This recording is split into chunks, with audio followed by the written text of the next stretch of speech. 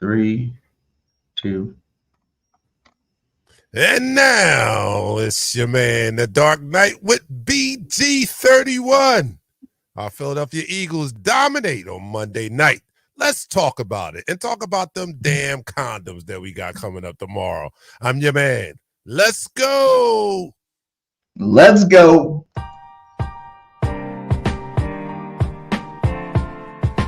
Weeks. Yourself and your play. I feel like, it's been elevating ever since I got here.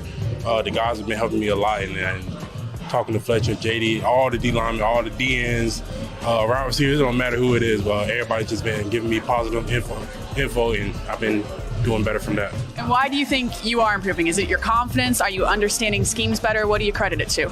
I credit all the way from Little League. My coaches from Little League, high school, college, to now where I'm at now. They always give me positive feedback of what I've been doing, guiding me the right way. And, every game I go in with a mindset of like, don't fear nobody. Do your thing. Your brother got your back. God got you. And my mom got me. And your stats the first 3 weeks, they're impressive. Is there any part of you that you go back to that pre-draft process and want to say a little, I told you so? I'd want to. Oh, no, it's just, I work every day. It's just the next day, get back to work, get back to doing what you've been doing. And, the stats and the film is going to show. What's been the toughest adjustment, do you think, about the NFL game, through these first 3 games? I feel like it really hasn't been they got me. It hasn't been a really tough adjustment. Like I said, I try to go in the mindset of don't fear nobody, come play hard and just work. And that's been working so far, and it's been showing thing. They might be having a hard time figuring out who to double. We have a very talented D-line group, and you double me, Fletcher got a chance of a one-on-one. You double Fletcher, me, JD, it's a lot of guys. It's hard to try to double everybody. If the vets made you get readers and all that during summer, carry their pads, what are they doing now? They've been pretty chill now. I'm happy you asked this after you left. But they've been pretty chill. It wasn't too much. Probably got some food, but that's it. Up for the plane? Yeah, that's it. It's been kind of tough. It's been raining. Yeah. Schedule was kind of quick, but whatever I could do, if they asked for, I'll do it.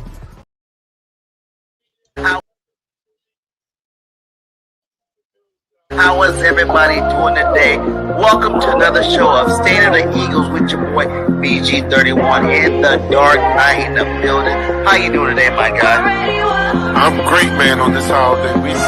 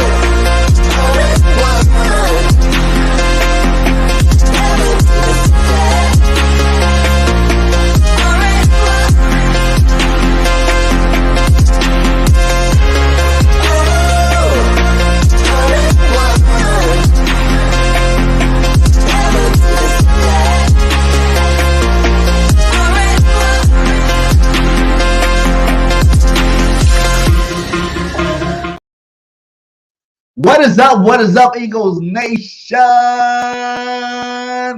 Episode 14 of State of the Eagles. Me and my co-host, Mr. Dark Knight over there. How you doing today, my guy? What's up, guys? I'm happy to announce that we're going to the Super Bowl. We're going to the Super going back. I've seen all that I needed to see Monday night. I think I'll still do the show for the rest of the season because I started to take off the rest of the season and just have BG hit me up once the playoffs start, and then I'll take that ride with you to the Super Bowl. But we're going. I've seen what I need to see on Monday night. This team is dominant, and I'll give you my case as the show goes on. But you guys have to have seen what I saw on Monday night, and if you did, you've got to be feeling the same way I am. You got to be feeling the same way I do. This team is dominant. This team is dominant without even playing our best football. We haven't even played our best football yet. And that was a dominating game. This was a game that I said that we were going to start to look like last year's team. And I know there's people out there saying, well, we only put up 25 points and we only did this and this and that. That's very, very similar to last year. How many games did we win early in the season last year where we didn't play our best ball? And it was still a dominating game where we only played a half of football last year and still dominated the game. And then once we did get come into midseason form, it was a wrap. It was a wrap. And then you saw where that took us. So this game was a return to looking more like last year. And what's scary about it is we haven't even played our best football yet. So I'm hyped. All right, how's everybody doing out there? Right. Hit that like and that subscribe everywhere you are. Facebook, Twitter, YouTube. We are everywhere. Go hit that like. Links are inside the descriptions. Man, it is great, man. 3-0. About to be 4-0. About to go into the NFC East to go play these Commanders this week. I am excited about it, man. Things been going great. I told you my big dog Jordan Davis making some plays, doing his big thing out there. We got Jalen Carter out there doing this thing.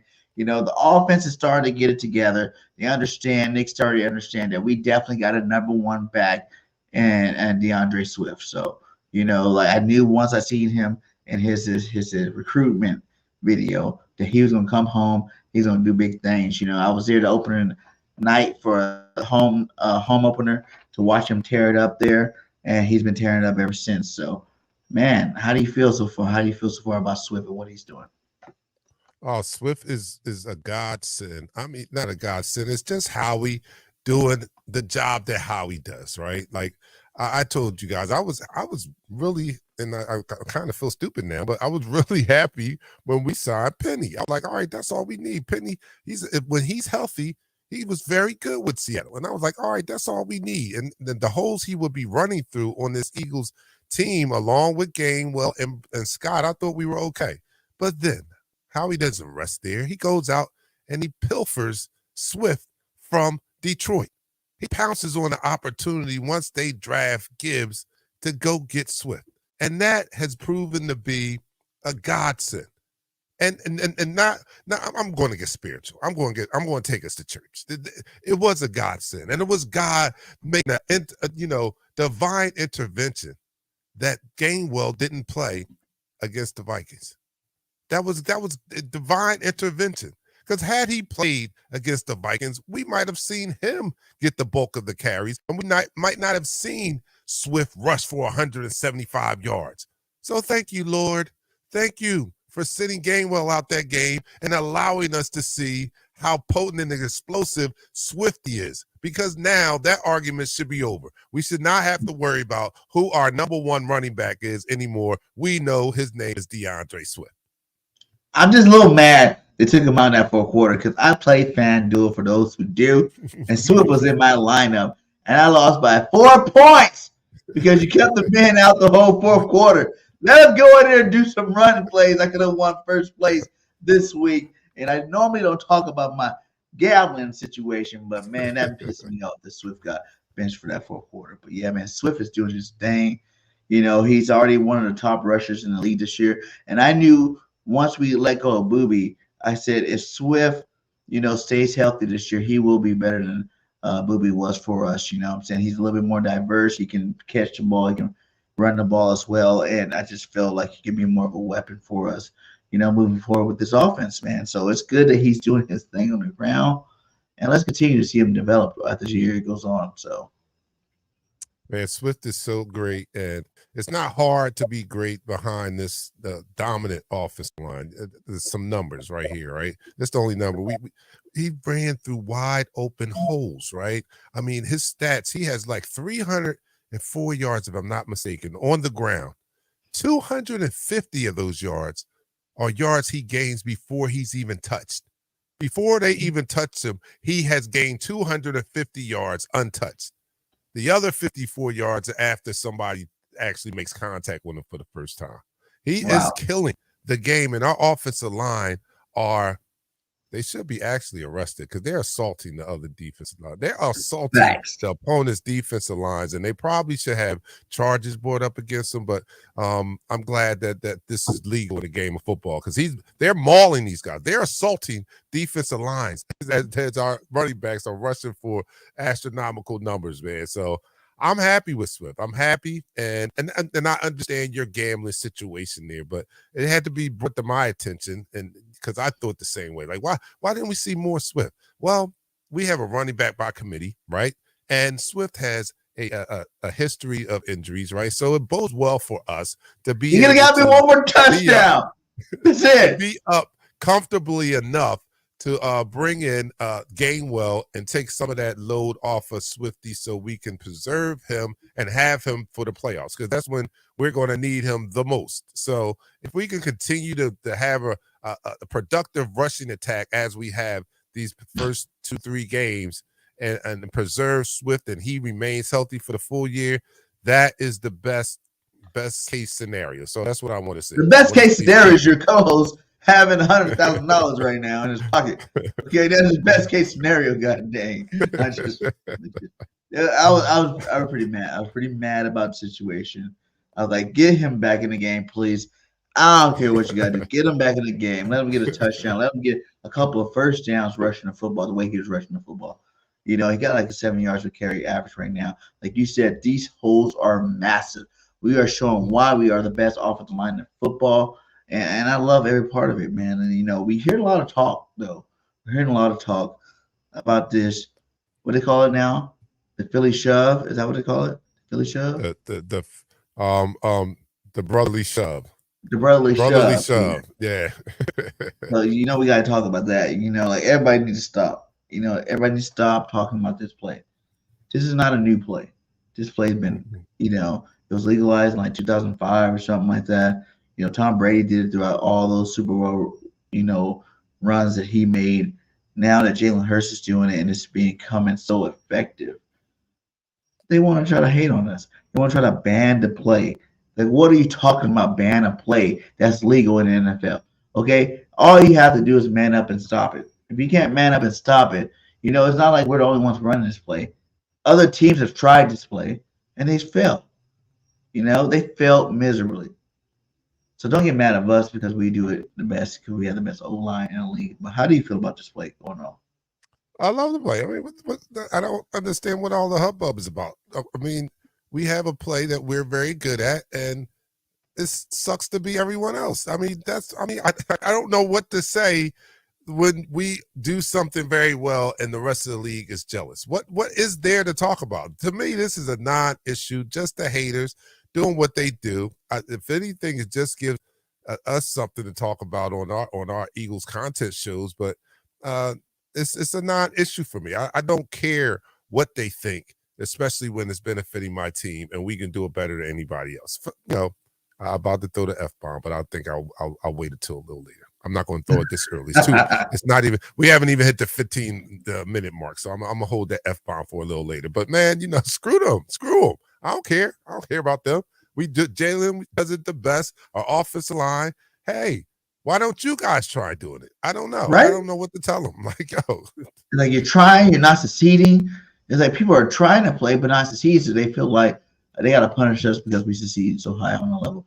You know, that's just like telling Patty Mahomes she can't be in, you know, in clutch situation in the last 2 minutes of the football game. You got to go sit Patty Mahomes for the Kansas City Chiefs because it's like, what are you doing?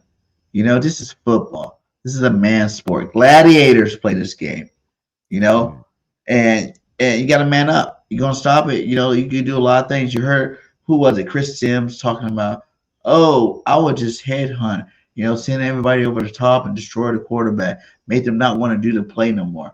It's like you can try that if you want to, but at the end of the day, it's not going to work, and then you're going to still be sad. So just leave the play alone. Let Jalen keep doing what we do.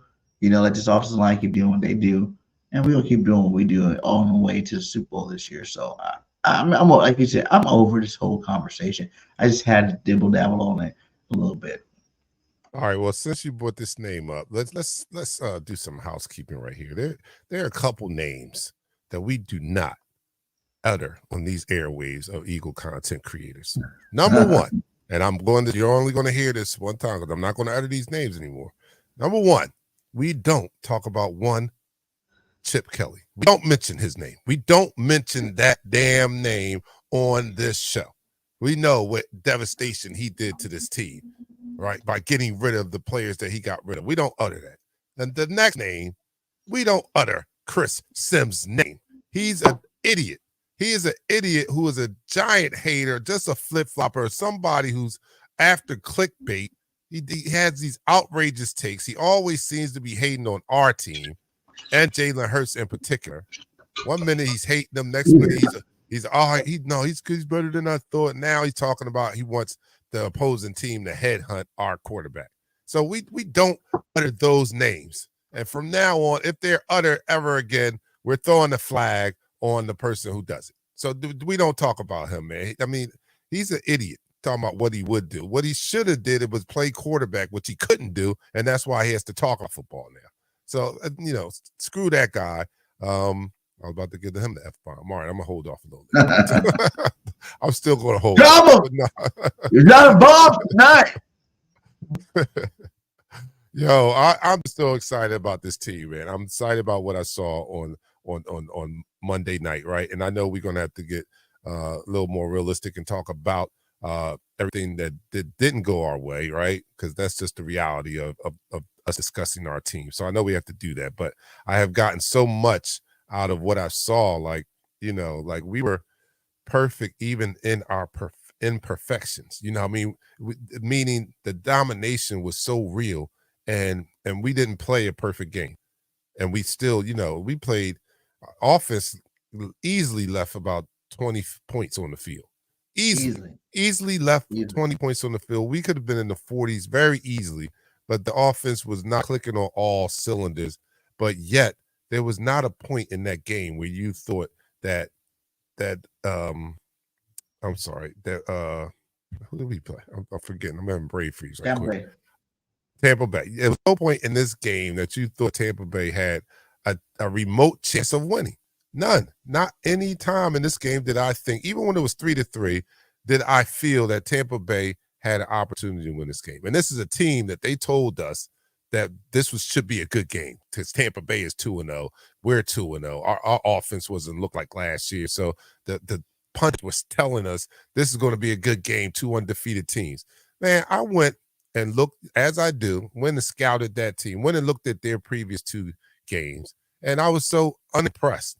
I had no doubt that we were going to beat them, and we were going to beat them handily. And we did just that. So even in our imperfections, the two drop TDs, like Eddie's saying, 2 drop TDs, we left a lot of points on a lot of meat on the bone, and it was still dominating. So, and I understand Tampa Bay is not the cream of the crop, but I have more confidence in seeing my team in action than what I saw from them. So we're going to the Super Bowl. That's all I got to say. I feel you. I know it. You know it. We talked about it. But, talking about this game a little bit, it's just like, it feels good, to be 3-0 and know that your team has not played its best football yet. You know what I'm saying? Like, it feels great, actually, because I am seeing a lot of good things out there. Defense, mostly on the defensive side, there is a lot of things on this offensive side I do want to see change. Brian Johnson's doing a decent job, but I want to see better. I want to see more. I want to see bigger plays. People are missing plays too out there, so I can't blame them completely. It's part of. Do you think it's more part of us not playing starters in the preseason? I think that could be a byproduct of it. And I think a bigger byproduct of it is the fact that you know, the opposing or all defensive coordinators in this league now has a year's worth of film on what we like to do, what Jalen likes to do best. And it's their job to come up with a scheme to stop this, right? So in the first two games, I believe we've seen the attempts at the opposing defensive coordinator, starting with one of the best in the history of the NFL, Bill Belichick, coming out and kind of laying a blueprint on how to take Jalen out of what he likes to do best, right? So we saw that in the first game. And this is a copycat league. So Belichick had some success in slowing down our explosive plays in that first game. And then every team after that just duplicated it, just copied that scheme. And the Vikings tried it, slowed it down. That's why the offense doesn't look as explosive. But what another good thing that I saw Monday night was I saw the adjustment, because everything is like a chess match, right? Everything's like a boxing match. There's a punch and then there's a counter punch, right? So we saw the opposing teams come out and give us their punch. And I think we started to see the counter punch on Monday night. Jalen recognized what he was seeing a lot better if you looked at it. Bill Belichick tried to confuse him, send the line 6 men on the line, then drop 8 back in coverage, try to give him confusing looks. And it was something that Jalen wasn't used to seeing, probably not even Byron Johnson and Nick Sirianni. So it took him a couple games. But if you pay attention to how Jalen orchestrated the game on Monday night, he recognized it. He was even calling he was luring the defense into showing what they were about to do. And once he recognized, okay, they got 6 on the line, but they're about to drop 8 back. Now I know what to do. He was audible out of those plays and getting and having results with the slant routes to A.J. Brown, who had a great game, big game. The squeaky wheel gets the oil, and he's complained last game. And then Monday night, he got a lot more passes. But in that whole situation, Jalen was understanding that he was seeing. So him, Brian, and Nick sat down, and they understand what the opposing defense is trying to do, and they showed that they had a counterpunch for that. You cannot have an explosive game when the opposing defense drops 8 people in the coverage. We're just not going to see a whole lot of explosive passes when there's 8 people to cover 4 receivers. It's going to be slim pickings, okay? So the adjustment has been made. It's going to continue to be made because we're running it down people's throats now. So soon they're going to have to adjust to stopping the run. And once they bring those people up in the box, the passing game will open up again. So relax, people. Relax. It's going to come. It's going to come. The best thing is we're 3-0. We're 3-0, and we haven't seen this offense explode like last year. Imagine what it's going to look like when we start seeing that. And I kind of goes into this one that Anthony had for us. He said, Jalen worries me. It looks like Jalen is going back to his old self and keying on one player, A.J. Brown, instead of spreading it around. Like you just said right now, when you got 8 in coverage, obviously you're going to go towards your best receiver on your team, A.J. Brown, to get him the ball. The highest paid receiver on the team to get him the ball. But at the end of the day, like you said, 8 on 3, 8 on 4, everybody's getting double teamed. It's going to be hard for Jalen to really fit these balls in there. He doesn't like throwing interceptions. Until last game, he threw 2, and one of them was, obviously was a miscommunication type interception. So you don't want us to be that. You don't want Jalen to become that quarterback where he's just throwing the ball, just throw the ball. You want him to continue to do what he's been doing, and that's just leading the way. Hitting guys open, hitting guys in stride, things like that. You don't want him to force anything out there in that football field. And plus, this running game is definitely doing really good right now. And eventually they will have to respect us on the ground. Because if you don't, we'll keep running down your throat and keep scoring touchdowns. So what are you going to do about that? Look, here's a simple explanation. Jalen throwing the ball to A.J. Brown. This is not a formula that just happened. This is something that has been going on for a very long time in the NFL. What do you mean, Dante? What do I mean? Quarterbacks having their number one receiver, their favorite receiver, and feeding them the ball, right? Tom Brady had it with Randy Moss. Was anybody talking about we worried that Tom Brady is keying on Randy Moss? No, You throw the ball to your best receiver. You do. You trust him. When you have those quarterback wide receiver combinations that are dominant like that, you do try to get the ball to them. You do see Steve Young throwing it to Jerry Rice all the time. You do see the number one receiver getting a lot of passes. You know why? Because when they're that great and you recognize that they have one-on-one coverage, you trust them. You know what they can do. If I see my number one, a top receiver in the league with one-on-one coverage, I'm throwing it to him every time. Because my relationship with him is such that I know he's going to get the ball. If I have to trust whether that guy's covering is going to get the ball or my guy's going to get the ball, I'm going to trust my guy, especially when he's a top 5 receiver in the league. So this is not anything new, and I'm not worried about Jalen and keying on one receiver. He's not going to do that if AJ is double covered. But if AJ has any opportunity where he's one-on-one, yeah, I would throw it to him too. 9 times out of 10, maybe even 10 times out of 10. So I don't think that's anything that we need to be worried about. Yeah, because you know our boy, man, he don't like losing, man. He don't like losing. Let's put this up here, They asked Jalen Hurts, let's see. He goes, how'd you get to where you are about winnings and losses in the NFL? He said by losing, man. Like, this guy is so laser focused on winning. Everything he predicates on for the losses, he doesn't really study anything else but winning the football game. Is what drives him, is what moves him, is what makes him so great. He only wants to win football game. Losses don't really matter. He tries to move on from them. He's a winner, and I love this guy, man. How do you feel about what Jalen said about there? Come on, Jalen has not broke. Jalen, what's that? It's a line in the movie. What's that? Thunder. Dang, I forget the name of that. Darn it. No, with Robert Downey Jr. I can't remember, but anyway, he plays a black guy. The movie did Rodney.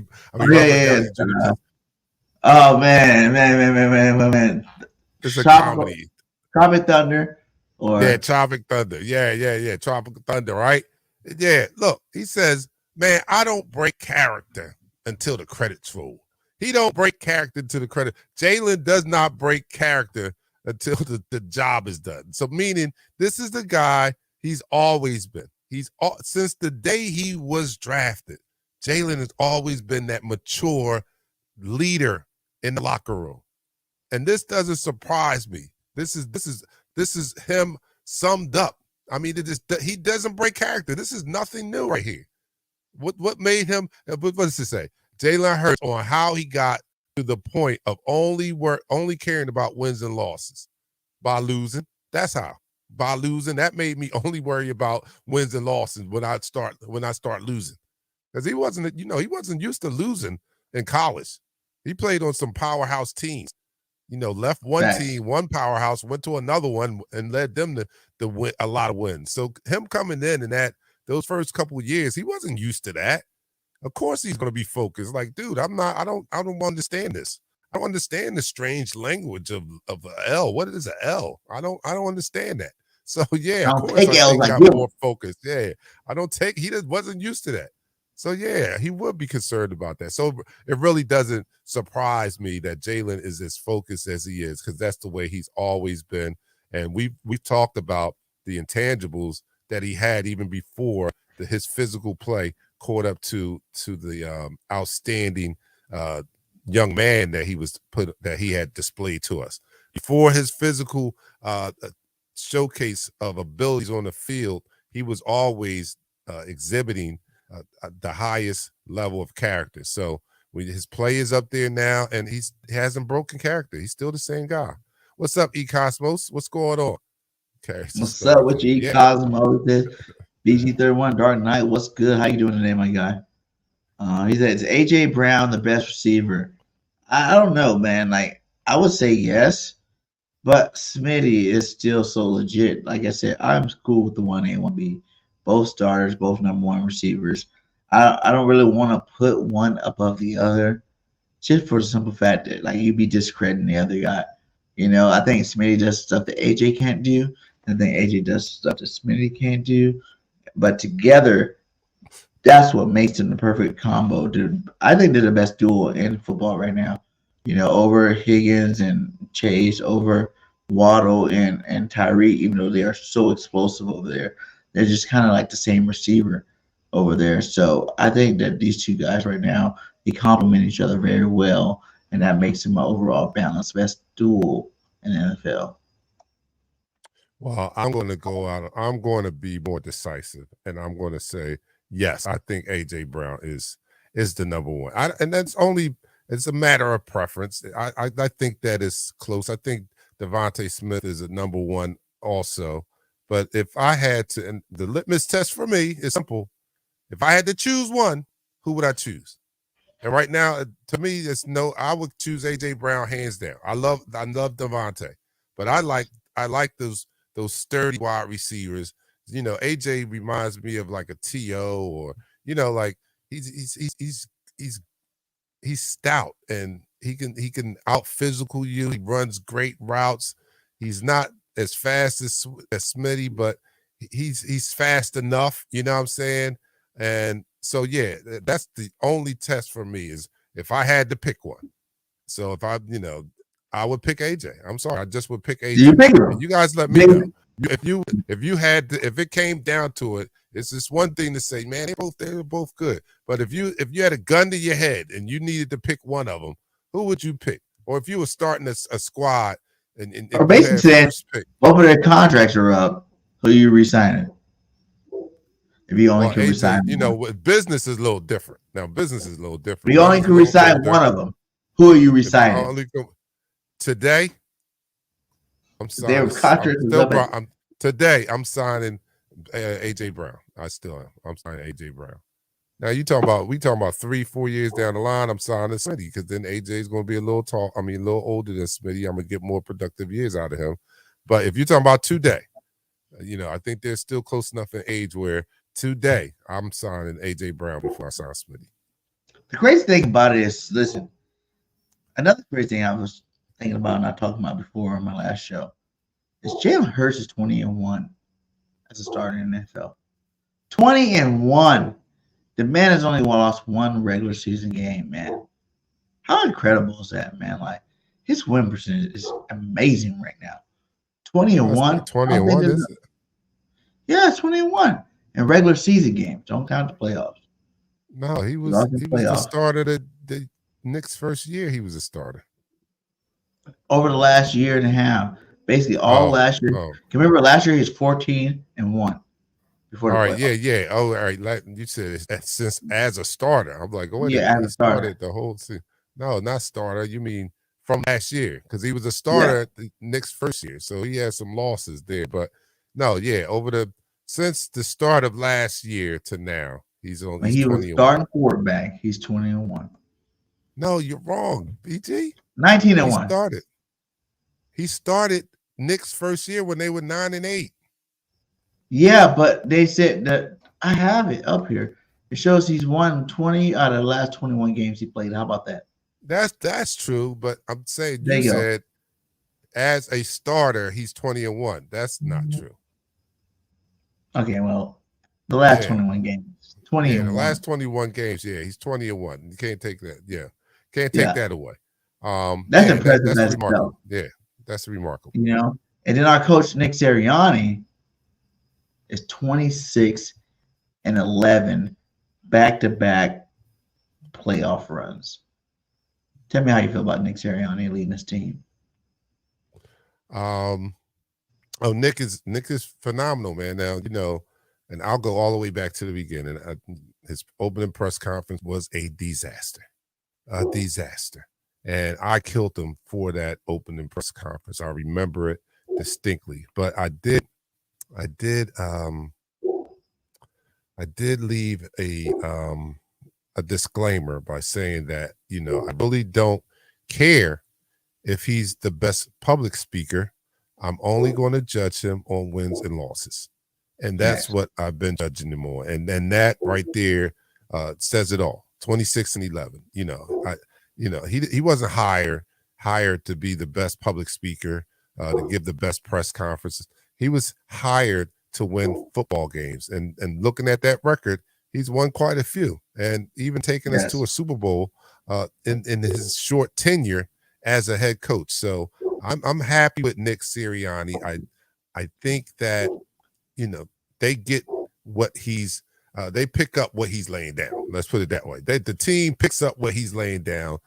They feed into his style, his method of motivation, and that's all you want. That's a leader when you can get people to buy in to what you're trying to sell them, right? And it seems, in all intents and purposes, that's what happens. This team goes out and they play with it's the very few times during his tenure that you can look out there and said, man, they gave no effort. I don't think there's not many games you can say that, if any. You know, they always come and they always come ready to play and have the energy and motivation to play, right? And you got to give Nick credit for that. Then on top of that, his system and his philosophy is working. We're seeing it. We're seeing it. From his first year, you throw his first year out, and he's even better than that. So that's his whole regular season record with the Eagles, right? So we throw out the first year where he was 9-7. I think he was 9-7 or something like that. You throw that out, and that means he's 26. I mean, 20. No, I'm sorry, 9.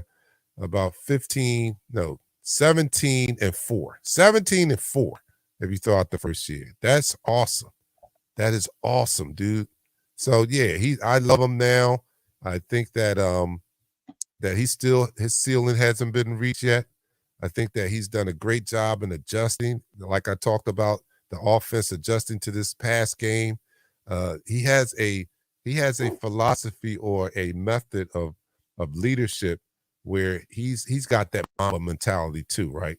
Like they break things down. He's like him and Jalen, and we talk about all the successful teams and franchises, right? Dynasties, so to speak, with the head coach being married to the quarterback, right? And this is a perfect marriage because it seems like they mirror that Mamba mentality where they don't rest on their laurels, where they're always looking to be better. Nick's the leader of that. Jalen definitely embodies that. And them together, man, they make a perfect combination. And we're seeing it with the record that they have over the past year and a half or year and 3 games. It's phenomenal. Do you think this makes him the third best Eagles coach of all time? So far. I won't say the first because Dougie P won the Super Bowl. Andy Reid was a GOAT. You know what I'm saying? And took us to 5 straight NFC championships. But for me, I think he's winning faster than both of those guys. More wins more often than both of those guys. Does that make him the third best? Well, that's a little bigger picture. You have to zoom out even a little bit more because, you know, we had some great coaches over the years. You cannot forget the Dick Vermeil and his transformation back when he came in here. This team was not very successful, and Dick Vermeil led them to a Super Bowl. So he has to have some kind of consideration, especially since he is a Hall of Fame coach himself. So I would have to throw him in the mix. But in his short tenure, Nick is making a case for himself that he is a top-notch coach. I try to reserve judgment like that on people with a limited body of work. You know what I'm saying? Yeah, Buddy. I think Buddy is more of a popular quarterback. Popular coach than giving us a lot of substance on the field. His defenses was incredible. He didn't put a lot of energy into the offense, and thus Buddy doesn't have any playoff wins. So I don't know. As a popular vote, he'd probably be in the mix too, because I love Buddy too. Everybody loved the Buddy era and that brand of football, that bruising defense and stuff like that. So yeah, he would be in there for the popular vote. But I think if you looked at the numbers and stats, you really wouldn't probably put Buddy in the same conversation as those others. If you would talk about the most popular coach, yeah, he would be up there. But the best, I don't know if we can say he's the best. But I try to reserve some of the judgment on comparing people to all-time greats with a limited body of work, and that's where Nick is. But I think Nick is well on his way. He has the right trajectory to be in the top 3 by the end of his career. But in this 3rd season, it's kind of hard to throw him up there with Andy Reid, who's, he's definitely a sure Hall of Famer, just passed somebody on the all-time wins list. So you know, I'll put Nick. I'll give him an honorable mention. I'll give him that for where he is now in 3 seasons.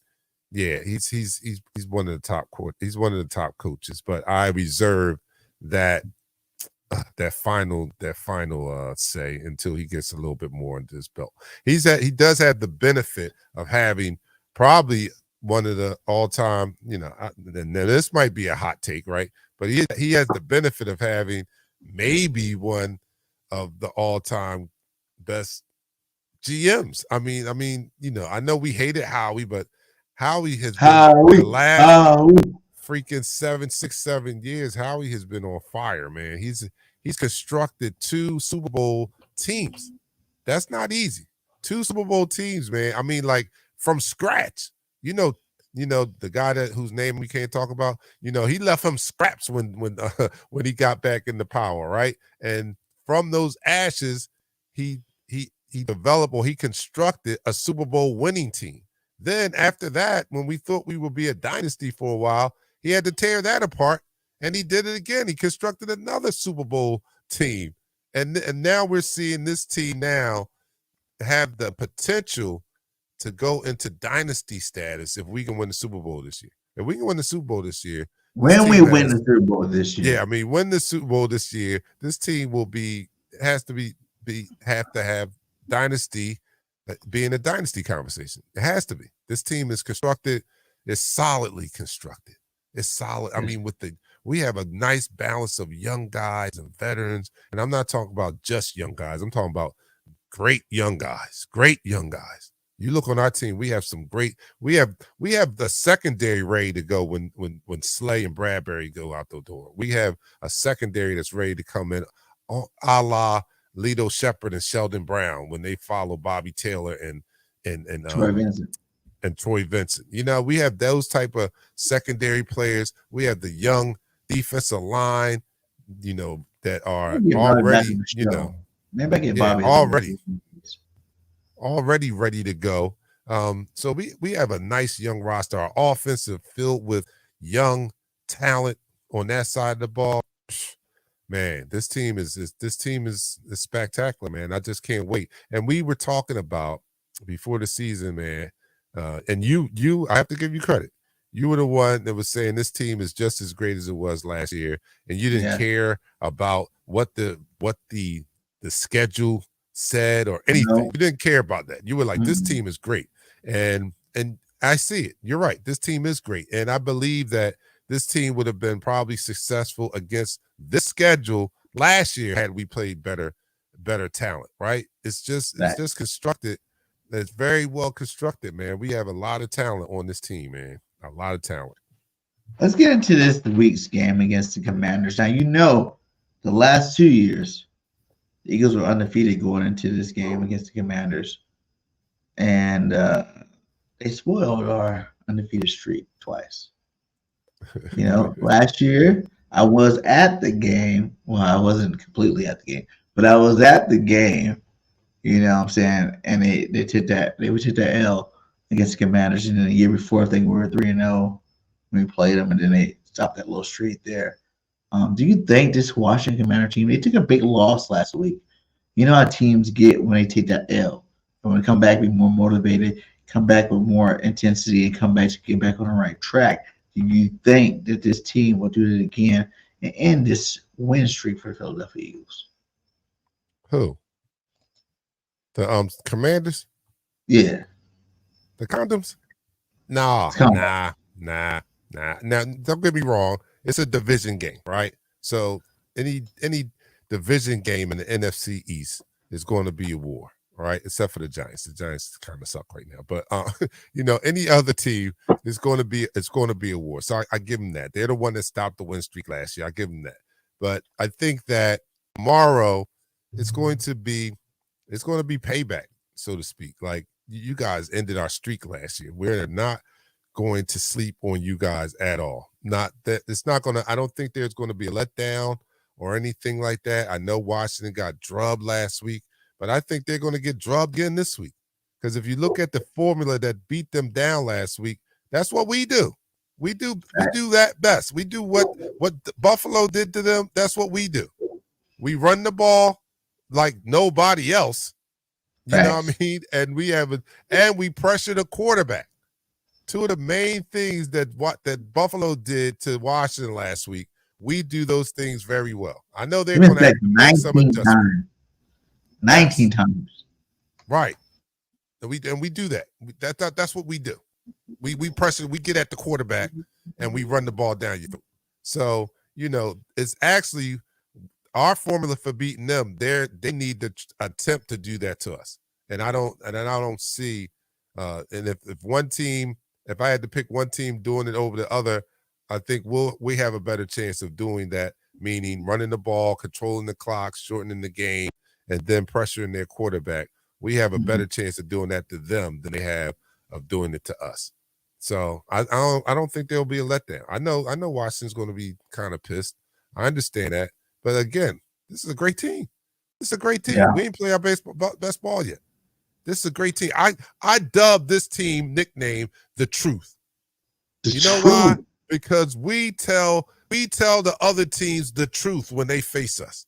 So when you think like Monday night, Tampa Bay came in here, the second leading rush defense or somewhere up there in the top 5 rush defenses, right? That's what they were coming into the game. And then they played us and we showed them the truth. Brock Purdy last year in the playoffs, baby. Right. Brock Purdy not losing very many games coming to playoffs against a real defense. And we showed him the truth. We're the truth. We're truth tellers. We show y'all the truth. When y'all come in here, you're going to find out the truth. You think your team's something? We're going to show you the truth. We're going to show you what your team really is. When you leave, after you play the Philadelphia Eagles, you're going to know the truth about your team. We weren't that good. We better go back. Let's look at this injury report as of Friday, I believe this is. So we got Sidney Brown's going to be out this game. We got Fletcher Cox living in practice. We got Devontae Smith living in practice. Both of those guys looking to play. We got Quez with the hamstring. I'm still waiting to see Quez do something. He's going to be out this game. Britton Covey, hamstring. Zach Cunningham, full practice. Landon Dickerson, full practice. Jurgensen, full practice. Boston Scott, full practice. So we're coming in here relatively healthy, besides Sidney Brown and Quez. Like they're not going to be playing this game. Yeah. That we're not healthy. I mean, we're relatively healthy. I think everybody that we need to win this game, we have.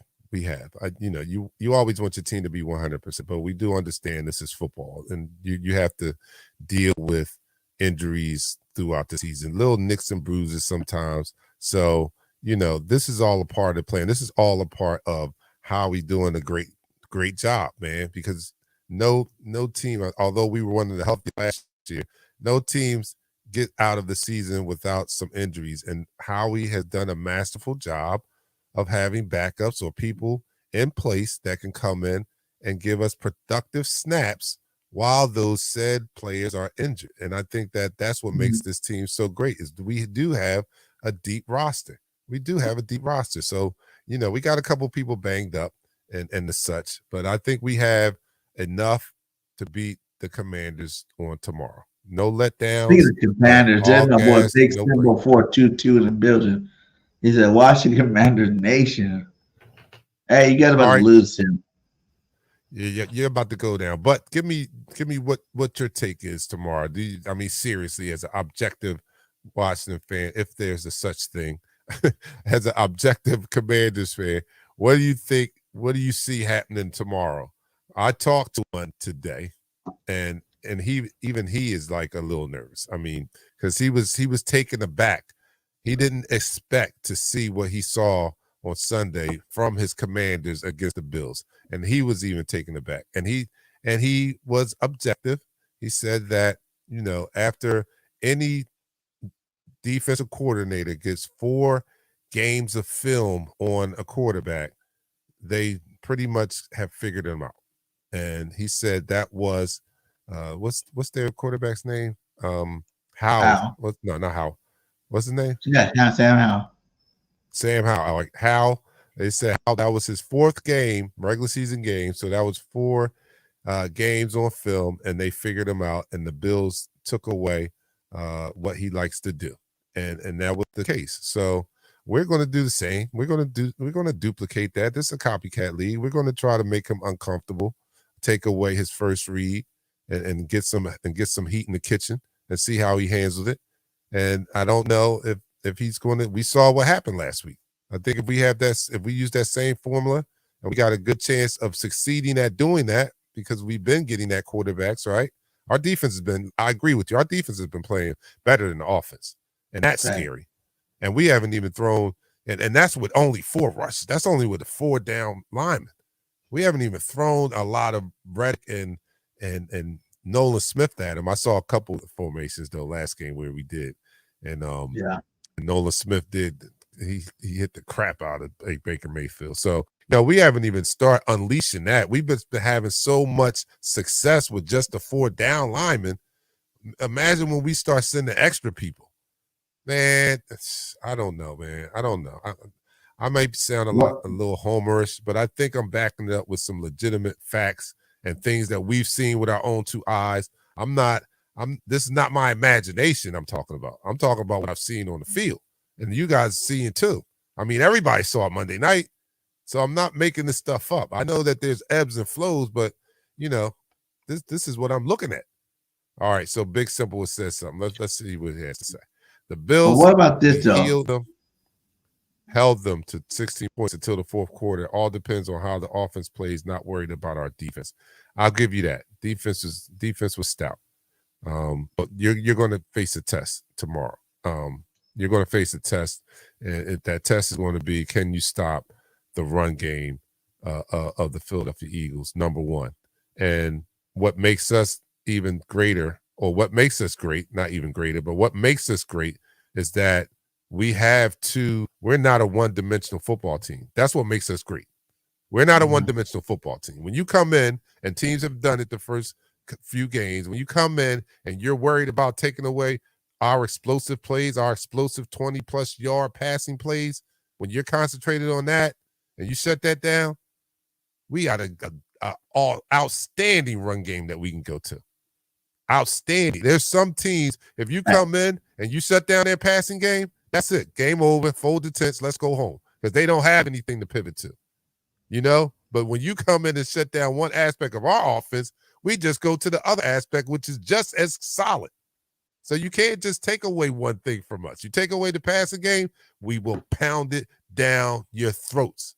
Pause. but that is one thing though. This guy right here, their offensive coordinator, Bieniemy, he won us the last game he played us. With the Kansas City Chiefs, who won the Super Bowl against us. Do you have any doubt or any fear that he might know how to game plan and scheme against this awesome defense and get that W? And, I give him a lot of credit. He did some wonderful things in Kansas City. He was the quote-unquote offensive coordinator for the Super Bowl champions. So I got to give him a lot of credit. But last week, didn't have a lot of success against a Buffalo Bills team who came in and schemed perfectly against that against that offense and literally shut them down. So I think with that, he's going to have a tall task on scheming. And we're not the same team from the Super Bowl. So, just wipe that out your mind. We have different personnel, number 1. We have that defensive line now. Those 2 young boys in the middle, and I know we're going to talk about them soon. But those 2 boys in the middle are difference makers on the defense. We have a different defensive coordinator who thus far has been showing a more aggressive style on defense, right? He's been showing a more aggressive style on defense. So this is not like, he's not going to be scheming against Jonathan Gannon's defense. He's going to be scheming against Desai. And Desai made some great adjustments on Monday night, putting Bradbury in the slot, putting Job on the outside. Those are things that were creative and effective. If you look at Job's snaps against Mike Evans, he was effective. He was effective. I mean, he didn't have a perfect game, but he was effective. And that was all a product of Desai making those adjustments and making the right adjustments. So he's not going to be facing that same defense that he saw in the Super Bowl that's going to go back into a prevent defense in the second half and let you score every time you touch the ball. That's not the defense he's going to be seeing on tomorrow. Yeah, because there's three guys, man, I want to highlight. We're going to talk a little bit about all three of them. First, I saw my boy, Jordan Davis. I told everybody, Jordan Davis is a beast. He's going to come out. He's going to play some strong football. He will get his sacks in. He will get his pressures in. And he will also stop the run. That safety was a prime example on why this man is such a beast. When they hyped the ball, they had a double team on him. He pushed through two players to stop the running back in his tracks when he got the ball. And we got that safety last week. So tell me how you feel about Jordan Davis' play so far this year. Oh, first of all, let me just take a moment and just give you your credit where the credit's due. I just have to take a moment and pay homage to BG. I'm bowing right now. He said it. I'm not one of those guys that that's scared to admit when he was wrong. I was hoping that he was right, but he was right on this one. He said Jordan Davis was going to come and he was going to be a beast. He just kept bragging about him in training camp.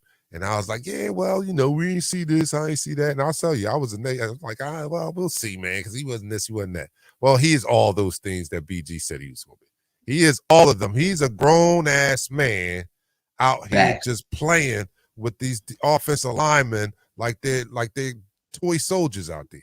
Him and Jalen Carter are manhandling the offensive line. He is a different player. He looks totally different from last year. You said he was slimmed down. He's more muscular. He already was a big, fast guy. So a big, fast guy, more muscular and a little lighter than last year.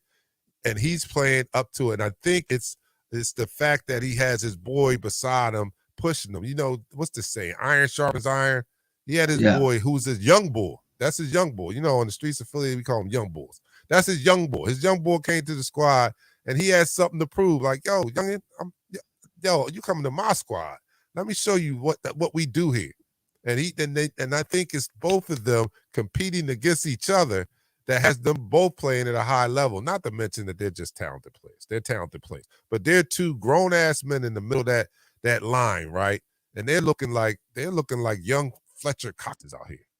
Like, yo, these guys are grown-ass men, yo. And they're throwing other grown-ass men around like rag. Right? You know what I'm saying? Like double teams, like you just described it. Double teams, and they're moving these guys out of the way like they're rag dolls. Man, I can't say enough about Jalen Carter and Jordan Davis, but Jordan Davis, since we're focusing on him, Jordan Davis has made a giant leap from last year to this year. And as long as he stays healthy, I feel good about our chances. That's why I said we're going to the bowl. We're going to the bowl. I started to take off the rest of the regular season and you just call me up when the playoffs start. You know what I mean? Just call me up when the playoffs start and we'll take it from there. But no, I think I will stay locked in all season long because I don't want to miss any of this excitement, any of this enjoyment that I'm getting from watching my Eagles play every week, man. And I told people last year, and I'm gonna reiterate it again because it's happening. Savor every game. Savor every game. I know I sound like I'm going over the top, but do that because we've had those stretches where our team was not very good, right?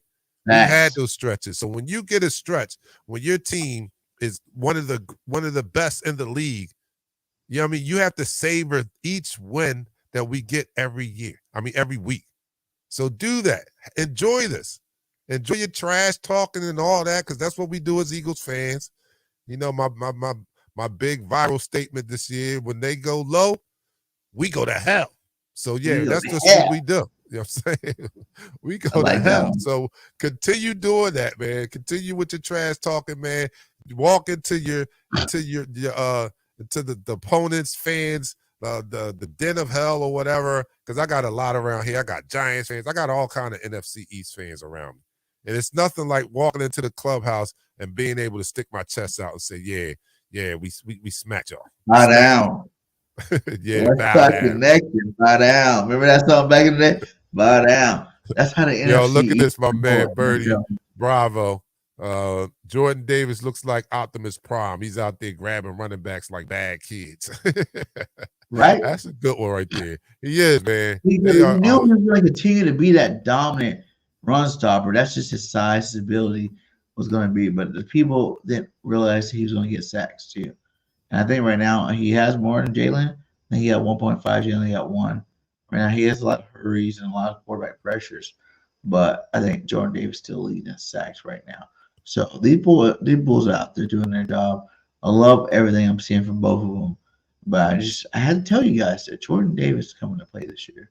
And he's definitely coming to play. I want to see him continue to grow and continue to get better and better as the season progresses. Hell, by the end of the season, both of these guys could have like 9 to 10 sacks each. That's the way they're working right now. So, and I can't wait for those sack numbers to start piling up.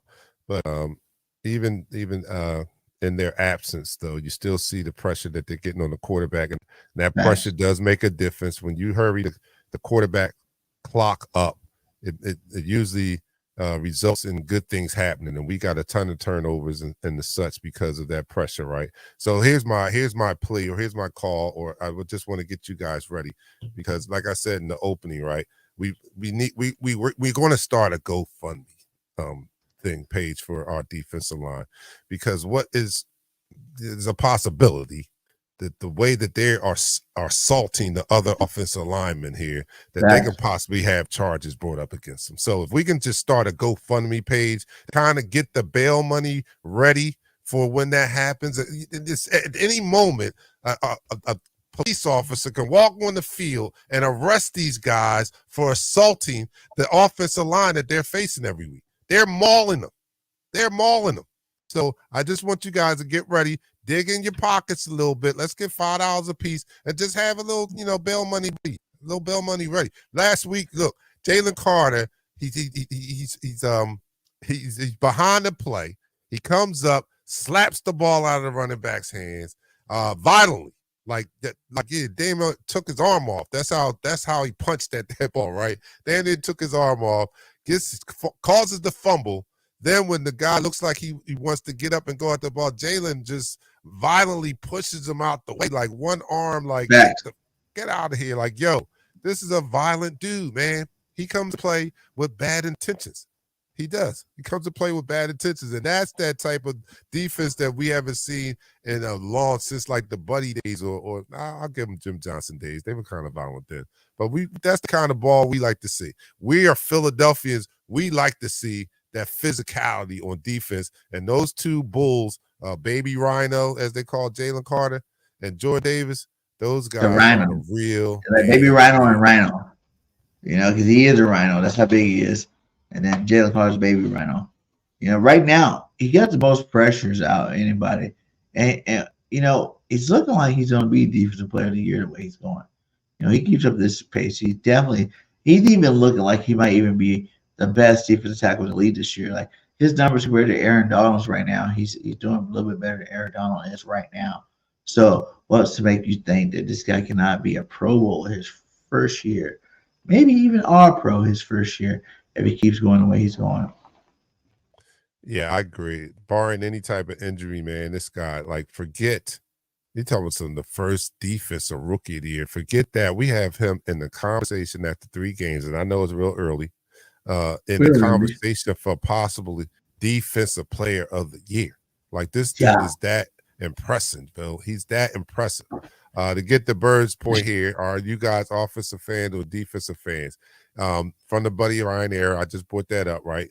I think we all are big fans of the Buddy Ryan era and that defense with Reggie White, Jerome Brown, Clyde Simmons, Seth Joyner, Wes Hopkins, all them boys, man. We like to see violence. With violence. This is one thing, and I'm a Christian, but I advocate violence when it comes to Sundays in this instance, right? I advocate violence. And this team is very physical and very violent. I am a defensive guy. I like to see defense. I know what the NFL is peddling us. I know that they're peddling us the high scoring offenses and stuff, and that's great. But it's not as exciting to me if you don't couple that, if you don't pair that with a violent defense, right? I mean, it's good. It's good. It's like getting a steak, right? But when you put a steak with a lobster tail, then it's even better, right? It's even better, right? So I like to see offense.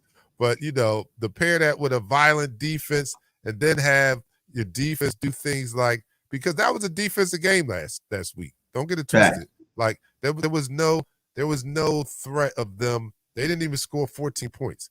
It was like, they only had 3 points till late in the game, right? So that was a defensive game. And our offense could have put up 20 more points, but the defense held that down. And the defense has been holding it down all year, to be for real. They really have. They're holding it down all year. All the turnovers in the first game and the such, they've been giving the offense many opportunities. I like to see this defense. I like the way they're playing. I think that they're going to get better. I don't think we've unleashed. We haven't even seen Hassan Reddick show up to the party yet. Wait till he show up to the party. Like, yo, come on. We didn't talk about that because that's going to be some of my hot takes before we get out of here for sure. That's going to be my hot take. I think Hassan Reddick's about to blow off. But hey, shout out to you from Sydney, Australia. You know what I'm saying? Mario's out there. That's what's up, man. It's sunny right there. It's dark where I'm at. But hey, shout out to you for being there and watching us. Support the channel. Like I said, if you're from Facebook, you guys can always come over to the YouTube side of things. We love you over there as well. Facebook. Become subscribe to us on YouTube. It is a lot more easier to make that cheddar and keep us doing this a lot more often if you come over to the YouTube side. But we're thankful for all your support from either side. Make sure you're hitting that like, hitting that subscribe from both channels. So for sure. Yeah, definitely give us some love. We trying to catch up to BG's number. Go to Eagles Talk. You see that? Just pressing at Eagles Talk on YouTube and get me up to 1,000 people. Yeah, I'm trying to get to your numbers on Facebook. Yeah, I gotta get my numbers on Facebook are great. We're chasing each other. I'm trying to get the Facebook crowd. You're trying to get to the YouTube crowd. We're definitely chasing each other there. And we're both going to get there because we're going to keep dropping these fire content that we do. Another guy I want to talk about, though, is Mr. Sweat. Josh Sweat has gotten better every single year he's been in the league. Look at this guy, man. 8 pressures, 3 hurries, 4 quarterbacks, 1 sack, a forced fumble. And he's just looking better and better every time you see him on the football field. How do you feel about Josh Sweat and the rest of this defensive line besides the JJ brothers? All right. Before I answer that, I just play a game with my Australian followers here. I'm probably up on their time difference. So let me just guess what time it is in Australia. Let me know if I'm right, Mario. So Mario, it is now 11:09 Sunday morning. 11:09 really? Sunday morning. Yeah, it's Sunday already. Sunday over in Australia. Sunday already? It's 11:09 in the morning. Let me know if I'm right. All right, now to get back to Swift, I always play this game with them. I got another follower named Tony from Australia. All right, so getting the Josh Sweat, man, he is one who I've always had a liking for. Right, I've always been rooting for this guy. I always thought he had that body type, man. Oh, it's daylight savings. All right, so I'm off hour. All right, so it's daylight saving. They're a little. So it's 12 o'clock. Okay. 12 man. All right. Oh, no daylight saving. No daylight saving. So what time is it? Tell me what time is it? All right. So Josh Sweat. It's 12? It's 12:10. Okay. All right. So Josh Sweat. I've always had a liking for this guy. I thought he had that. I thought he had the body to be like a Javon Curse. Like he had that body type, right? And I like those type of ends, right? And I know everybody doesn't have the same drive and physical ability as Javon Curse, but that's who I liken him to. And he's starting to come into his own. I mean, the last year was breakout year to me. Like it was the one that he finally started living up to what I expected of him. And this year he's coming in, he's building on that. And I think he's going to benefit from the fact that the interior, his tackles next to him are causing so much havoc and requiring so much attention. And that's what got us the third most sacks in the league last year, was having a collection of great defensive linemen where the opposing offensive coordinator and offensive line they had to pick their poison. You couldn't double team all of them. So the beneficiaries was those that weren't being double teamed. We had enough good players along that line that you had to choose who you were going to double team. And the ones that you didn't double team were talented enough to beat one-on-ones. And that's what racked up all of our sacks last year. So you had Hargrave in there. You know what I mean? Once he started getting double teams, you had Fletcher Cox. You had BG. You had Hassan Reddick requiring some double teams. So you can't double team all of them.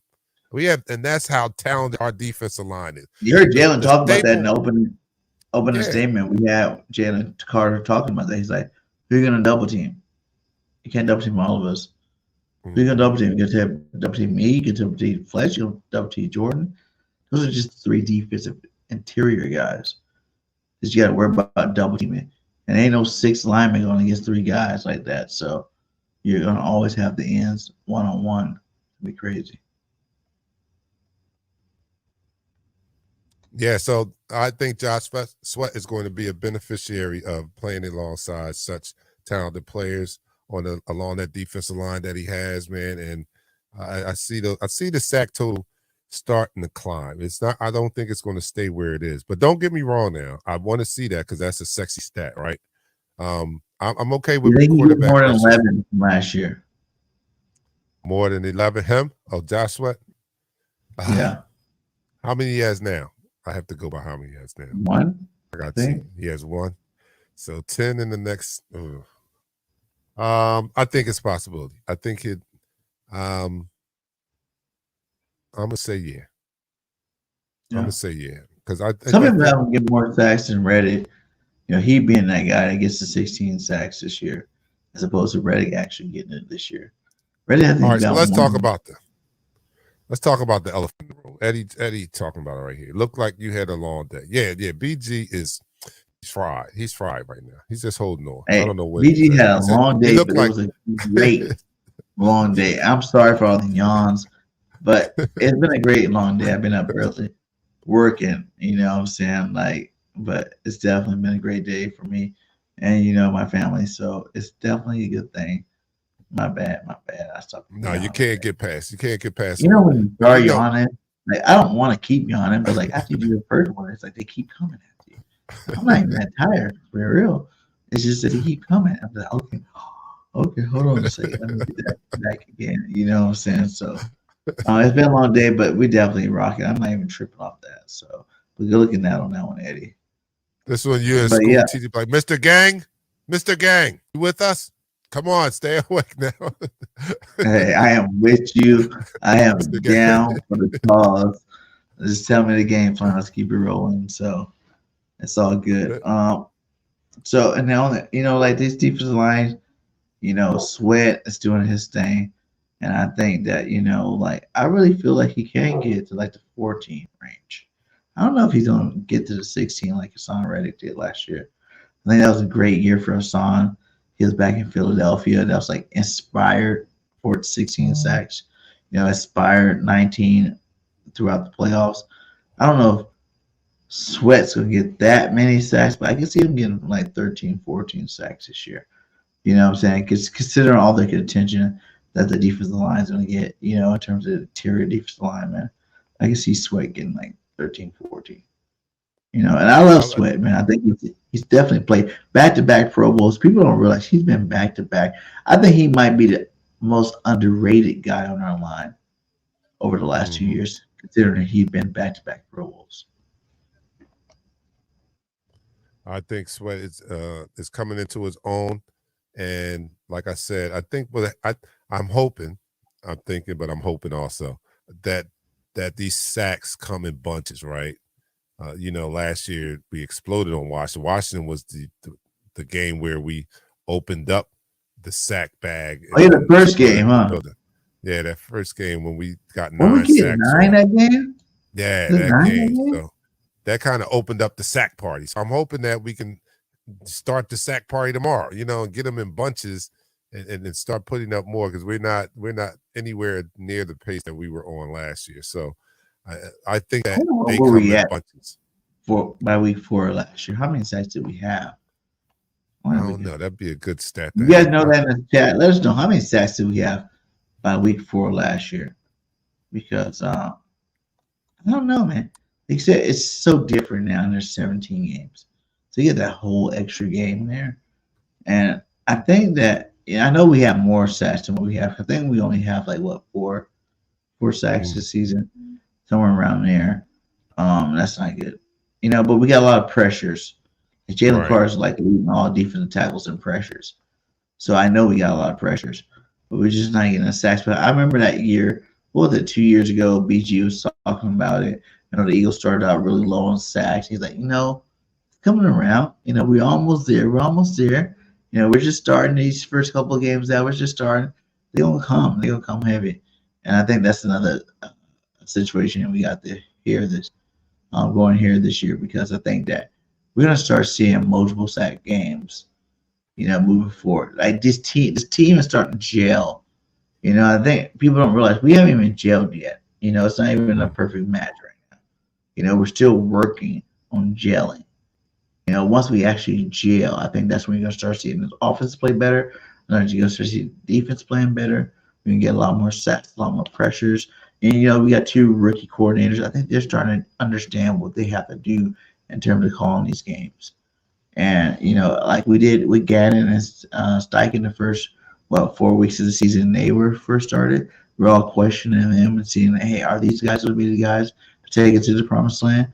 The next year they actually took us to the promised land. I think that's how we are still with Desai and Johnson right now. We're still waiting for them to gel, meshing that talent with a production on the field. And I think it's going to come. Yeah, I think so too. But in the meantime, I'll take the wins, even when they're not pretty or they're not perfect games. Like I said, we're finding perfection even within our imperfections, right? We're dominating even with those imperfections that we're showing, and a lot more on the offensive side of the ball than the defensive side of the ball, and that's okay, because like Birdie asks, if you're a defensive person, you're having a lot of fun watching these games, because the defense is really stifling, causing turnovers and everything. It's an exciting game. You are a defensive guy. You've enjoyed all 3 of these games. If you're a defensive guy, you've been enjoying all 3 of these. Now, if you're an offensive guy, you're probably like, yo, we gotta do better, which is understandable, because like I said, the defenses are they do have game film now. They are attacking the RPOs a little bit better, taking away what Jalen was so good at last year. That's their job, to take away what he was good at last year. But it's going to open up, because they're going to have to adjust to the run. They're going to. We're mauling people. They're going to have to put more people in the box, unless they want to get gutted like we just gutted the last 2 teams we faced. So once they do that and they lighten up, put more people in the box and lighten up that coverage, it's going to open up for Jalen. Jalen start looking like it. But this is not anything that should be surprising either. This history says that quarterbacks have, after having breakout years, usually regress just a little bit the next year. You know what I'm saying? Even Patty Mahomes. So you think that's going to happen? It's still too early for me to say Jalen's going to regress. I'm not saying not regress to the point where they are terrible. I'm talking about their numbers. You know what I'm saying? Yeah. Not their ability, their numbers. That's a big difference. Your numbers you can still be the same dynamic quarterback you were in your breakout year, but when defenses adjust to what you like to do, they can make your numbers go down a little bit. Like for instance, Jalen's numbers are down now, not because defenses are actually stopping him, but they're forcing us to run the ball. So if we're running the ball more than we were passing it last year, of course your numbers are going to go, they're going to regress a little bit. So I'm not saying regress where he's getting worse. I'm saying regress because they're taking away some of the things he likes to do. They're taking away more passing opportunities. They're even taking away some of his rushing opportunities too by playing the RPO the way that they're playing it. So you can see little numbers regress a little bit. And Pat Mahomes' best year when he won his first MVP, he regressed that next year. And Aaron Rodgers' best years, he regressed that next year. It's just natural that the opposing defenses come out and try to take away what you do best. The best has happened to the best of them. So I'm not surprised that we're seeing a little adjustment, and Jalen is going to have to make another adjustment, but he's still that dynamic quarterback. And when the time comes, he's going to show you. He's going to be that guy. He's going to be that guy. So I don't think he's going to regress as far as his talent or his ability, but the numbers, just the numbers may regress a little bit. Maybe. What would you say is that's not a promise? What would you say would be your biggest concern going into week 4? Going to this week? Yeah. I think that, man, come on. What's the biggest? I don't have any. I mean, all right. The only concern I had is it's a division game. So that's the only thing that I have a concern about, because I know division games can be tough, and we witnessed Washington, ending our win streak last year. So we know that they're capable. We know that Rivera is capable of scheming some things up to make life uncomfortable. So that's probably my biggest concern. But my confidence level that will happen is not high. I'm not confident that will happen tomorrow. So, but if I had to pick one, I'm confident that we're going to win tomorrow. But if I had to pick something I'm concerned about, I'm concerned that it's a division game and may be a little tougher than what I'm expecting it to be. I don't expect it to be as tough as what others are. I just don't. So we'll see what happens. But I'm just Super Bowl. I mean, I'm getting ready. I need to make the phone call out there and get my room and stuff like that, yo. I mean, you guys have to have that type of confidence. You know what I'm saying? I need to call out Vegas to see if they got any rooms now. I might not be able to get into the game because the ticket is like out, astronomical. We're going, and we're going to be in the game. I'm telling you that right now. There will be a freaking State of the Eagles live in Las Vegas when the Eagles is in the game. I don't care what I got to do. If I got to pay for both of us, I don't care what we got to do, but we're going to be there. Dark Night, me and you. We're going to do this podcast. Shout out to Philly OG 53. Says, I'm flip-flop between you guys and Philly Shakedown podcast. Both are fire, man. Hey, I love Philly 500 and Joy Shakes and those boys over there. They definitely do a great job. Philly 500 should go to the Eagles content right now. He definitely got the most subscribers out there. He's definitely doing his thing at a high level. And to even be in the same conversation with those guys, man, salute to you. And much love to you as well. Because we just started the show. We're only 14 episodes deep. We definitely gonna keep bringing that fire. Yo, that's a big compliment, man. But shouts out, man. I'm humbled by that. Like he said, man, he's a GOAT. And just to be mentioned, just for you to mention that, yo, like, thanks. I really, really am honored to be in that same conversation with him. I'm just excited, man, about this team. And like I opened the show, we're going to the Super Bowl. We're going to the Super Bowl, man. I've seen all that I needed to see, and people are. And I know I sound very homerish, and I don't, and I'm not that dude.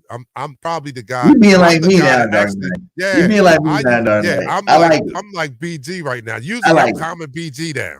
Like BG, come on, man. Jalen not better than Pat Mahomes. Come on, man. He is. But today, though, I feel that good, man, because like Birdie just said, we're picking up momentum. And what I saw on Monday night was and I said that was going to be the game that we're going to look more like we did last year. And you're probably saying we won 25-11, like the offense left all these points. Well, that was what we did last year. We left a lot of meat on the bones. When we were dominating those teams early in the season last year, our offense was exploding in the first half, specifically the second quarter, and then in the second half they would take off. They almost would take off the whole second half, and we still would have dominated the team. So this was a very reminiscent game of last year because we dominated the game. If you look at the whole game, even though we only scored 25 points, there was no point in that game where you looked at it and you thought that Tampa Bay had a chance to win. I scouted Tampa Bay. Yeah, we could have easily scored 40 points. I scouted that game, and these are the things that I came away with about Tampa Bay when I looked at their first two games. But Baker Mayfield is trash. That's number one, right? All right. So that was easy, right? Baker Mayfield's trash. He's Baker Mayfield. You know, they have weapons on that offensive side of the ball. They have two very competent wide receivers, right? Mike Evans is he's not top liver. Godwin is not top liver. He's a speed guy, good hands. He's not top liver. Their problem is they're handcuffed by Baker Mayfield. Offensive coordinator, I think he's a sound guy. I think he's a good But the running back caller. too. Yeah, realize they don't have. And they're Jones running or back. Fournette.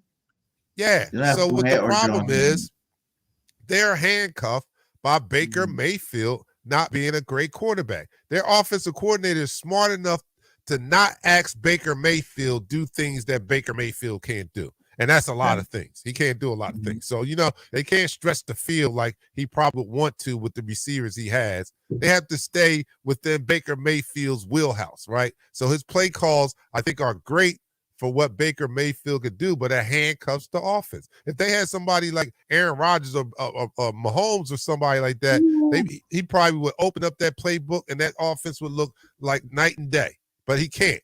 So they were handcuffed there. Then I look at the defensive side of the ball, which Todd Bowles is a brilliant defensive mind. I was a little bit worried about that.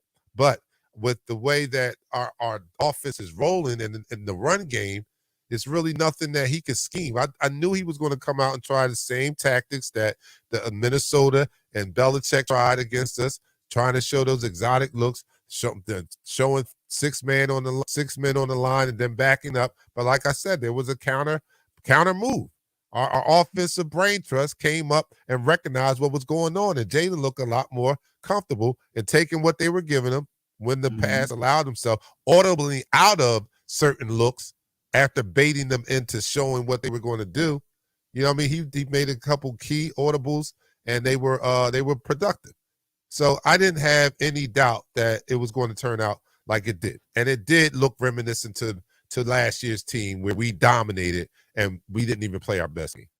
And that's why I'm so high on our Eagles now. I'm so high on them. If we can play like that, because, you know, if I had to say to what percentage of the potential this team played on Monday night, I would say as a whole, 40. we played probably like 50, 60% of what we can possibly do. We played at like half strength. So when we get it together and we're playing on 100, you know, if we could dominate you at 60%, imagine what's going to happen when we're in the 90 percentile. It's going to be ugly. It's going to be even uglier. So that's what has me so optimistic about, you know, about the rest of the season, man, and facing these guys. I'm not even scared, and I don't want to get ahead of myself because, you know, we got to play the Commanders tomorrow. But I'm not even afraid because we got Miami coming up in a few weeks, right? I'm not afraid of that. I am not afraid of Miami. And Miami just put up a 70 burger. Woo! I am not afraid of Miami. I'm really not. And they did it without I'm Waddle. not going to fast forward. That was the most impressive part to me. They didn't even have Waddle that game, and they put up 7 points. Yeah. That was That's great. Yeah. What's the Broncos coach Sean Payton need to be really embarrassed. Like, yo, he's just like, stay retired. He's not here doing nothing. and you talk about the previous coaching regime in Denver, and you come out and you let a 70 burger get put up on you, dude. Right. They damn near had like a year's worth of stats in one game. Like, yo, like, the first time ever, 5 touchdowns passing, 5 touchdowns rushing. You know, a couple of running backs over 100 mark. You know, receivers doing big things. It was crazy, man. It was crazy seeing that game. But like you said, I'm not even worried about them for real. You know, I don't think Tua's gonna be able to do that against our defense. And what are the 3 hot takes you got for this game? Let's go ahead and start wrapping this one up here. What are 3 hot takes you got for the game? And give me a score prediction. All right, so we're talking about hot takes. I'm gonna make these joints hotter than hell. All right, all right. First one, we get 8 or more sacks. How about that? That's a hot take. Wait. How many did we get last year? Was it 9? We got 9. So we get 8 or more sacks. That's a hot take. Than that. You gotta go more fire than that. You gotta go more fire than that. All right. I say we get over 200 yards. That's not hot enough either. Look, my birdie said 10.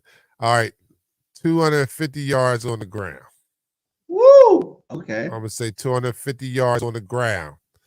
Third one, four turnovers. 4 turnovers. So I got 8+ sacks, 250 yards on the ground, 4 turnovers. Oh, that's a good one too. I like that one too. Yeah. Look at Verdell. He coming to have the real hot taste. Carter with 3 Yeah, that's sacks. a real hot one. Yeah, that's a I'm real gonna say hot this one. though. On that Carter now, I'm gonna say Jordan Davis get 2 sacks. Woo, okay. I love Carter. I'm a Jordan Davis guy right now. I still push my boy Jordan Davis to change the game in DT. So Jordan Davis get 2 or more sacks. I'm gonna say this defense gets, less than 300 total offensive yards.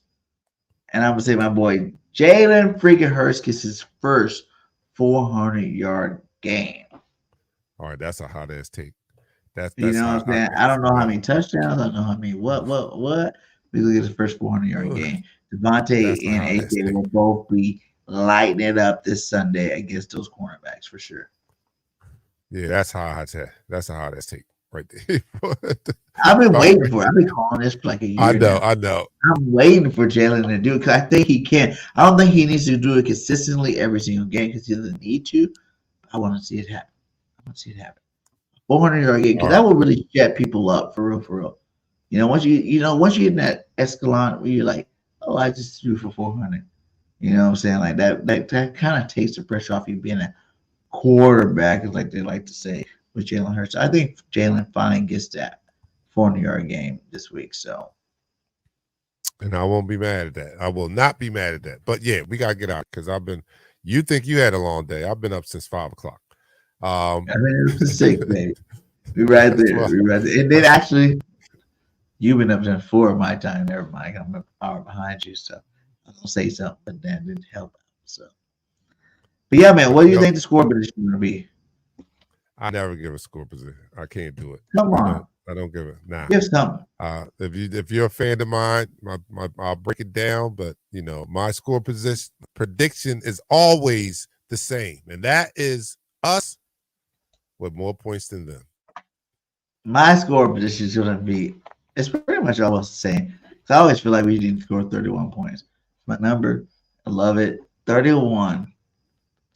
I'm going back-to-back game, 31-17. I was pretty close last week.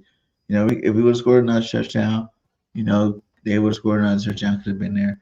I'm going to say it will be 31-17 this week. I don't think it's going to be very hard for these guys to win this football game, man. Like, we are the way more superior team. Like I said, like if we lose to one of these non-superior teams is when I will start to worry. You know what I'm saying? Because I feel like there's a lot of games on this schedule that should be automatic wins, whether it's a blowout win or it's a close win. They're automatic wins, and this is definitely one of those automatic win games on our schedule. And if we lose this game, I'm gonna be a little bit pissed off. So, we got some good ones here. Swift over 150, 32-20 Eagles. Davis gets 1.5. Satch Carter gets 3. Reddick gets 2. Sway gets 1. Cox gets 1. The line eats. I love that right there. That really happens, and we are definitely in good business right there. We won't need 400 yards. The running game will dominate 33-10. Eagles, I like that one. Yeah, you guys definitely put some fire out there for sure. And I'm not that I won't want to see any of that happen. Those are just my hot takes. You know what I'm saying? So it's going to be a great game. I feel like the Eagles win regardless on what any of us say about how it happens. They win. And even if it's the ugliest game, even if it's 3-6, as long as the Birds win, it's a win for all of us. So, like I always say at the end of my videos, fly, Eagles, fly. Donta, any last word before we get out of here? Yeah, I'm gonna be surprised if they got 20 points. I don't see them getting over 20 points. I don't even see them getting over 14 points actually. But no, just man, everybody enjoy. We appreciate you tuning in. This is our 14th episode. I'm usually on Eagles Talk every Thursday, 7 o'clock. Tune in, check us out. Me and my co-host Pat and the lovely Nichelle. Very knowledgeable. We have a good time. And we do a pregame and a postgame show every day, every game day. So check us out on Eagles Talk. Man, I enjoy this BG every time we get together. It's always a great time, man. It's always fire. You guys keep on. Enjoy the season, man, and we'll see you guys next week. here on the State of the Eagles. We out. Peace. How is everybody doing today? Welcome to another show of State of the Eagles with your boy BG31 and the